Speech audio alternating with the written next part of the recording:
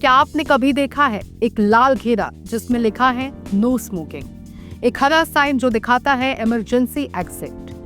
पर क्या आप जानते हैं कि ये साइन सिर्फ डिजाइन नहीं, एक इंटरनेशनल नियम का हिस्सा है? जी हाँ, ISO 7010। आज का वीडियो आपकी आंखें खोल देगा क्यों ये साइन हर फैक्ट्री, ऑफिस, स्कूल और हॉस्पिटल में जरूरी है और कैसे एक छोटा सा चिन्ह आपकी जान बचा सकता है।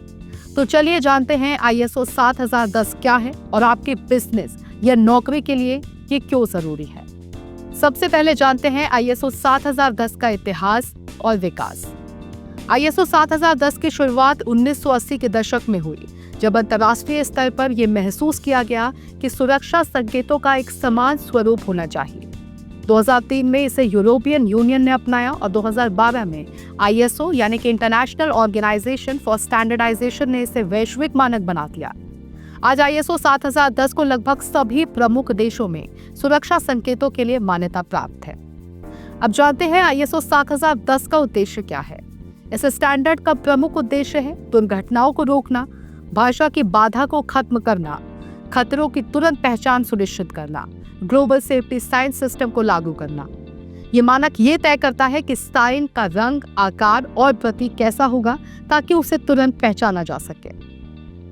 ISO 7010 संकेतों के प्रकार। ISO 7010 के संकेत मुख्यतः 5 श्रेणियों में आते हैं।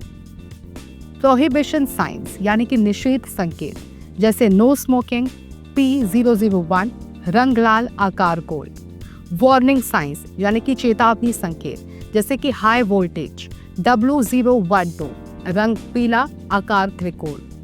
फिर आते हैं मैंडेटरी साइंस यानी अनिवार्य संकेत, जैसे वेयर हेलमेट M014 रंग नीला, आकार गोल।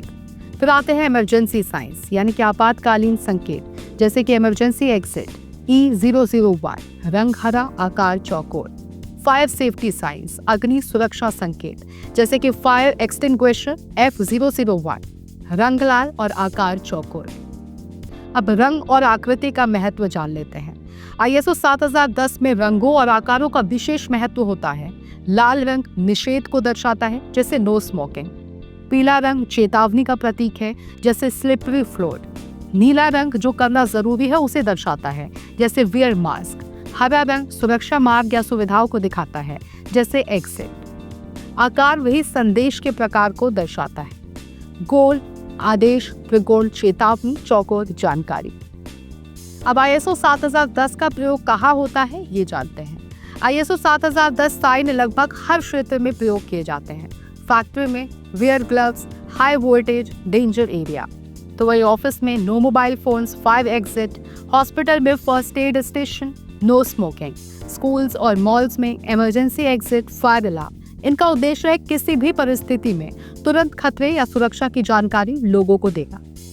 अब हम आपको बताएंगे वो आम गलतियां जो लोग अक्सर करते हैं, जैसे साइन का गलत रंग या आकार, फेडेड या डैमेज साइन, गलत स्थान पर साइन लगाना, बिना ISO कोड वाले साइन का इस्तेमाल करना, साइन को अनदेखा करना या अनट्रेन्ड स्टाफ। ये गलतियां सुरक्षा में बड़ी चूक बन जाती हैं। भारत पे ISO 7010 और कानूनी स्थिति। भारत में factory act, fire safety rules और कुछ BIS गाइडलाइंस ISO 7010 के संकेतों को अप्रत्यक्ष रूप से मान्यता देते हैं। ISO 45001 अपनाने वाले संगठनों के लिए ये संकेत अनिवार्य माने जाते हैं। अब जानेंगे ISO 7010 को लागू करने की प्रक्रिया। ISO 7010 को लागू करने के लिए कुछ चरण अपनाए जाते हैं, जैसे साइट सर्वे, जरूरत कहाँ है ये पता करें। रिस्क असेसमेंट, खतरे की पहचान करें। सही संकेत चुनें, जैसे ISO 7010 कोड के अनुसार। स्थापना करें, ऊंचाई, दूरी, रोशनी के अनुसार। ट्रेनिंग दे, सभी को इन साइन का मतलब बताएं। नियमित निरीक्षण करें, हर 6 महीने में अपडेट। रिकॉर्ड मेंटेन करें, यानी कि कंप्लायंस के लिए डॉक्यूमेंटेशन। तो किसी ने सच ही कहा है कि एक छोटा साइन बड़ी सुरक्षा। ISO 7010 एक ऐसा स्टैंडर्ड है जो शब्दों से नहीं, चिन्हों से आपकी जान बचा सकता है। हर कंपनी और संस्था को इसे अपनाना चाहिए। ये सिर्फ एक नियम नहीं, एक जिम्मेदारी है।